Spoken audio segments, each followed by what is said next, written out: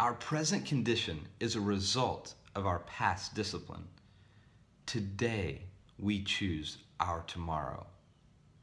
Have you ever found yourself getting through the day, getting through the week to get to the weekend, getting through the months to get to your next vacation? A lot of us, myself included, live that way, and it's easy to find ourselves living for tomorrow instead of living for today. But the reality is, what we're actually doing is we're setting up our tomorrow, because our present moment and the moments that we find ourselves in every day are actually the stepping stones for what our tomorrow will be.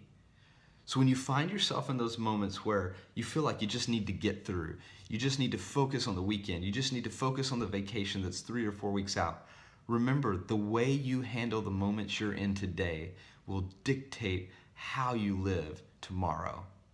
So take a step back, relax, and make the most of every moment you have. Make your moments a stepping stone for the tomorrow and the future that you want to live.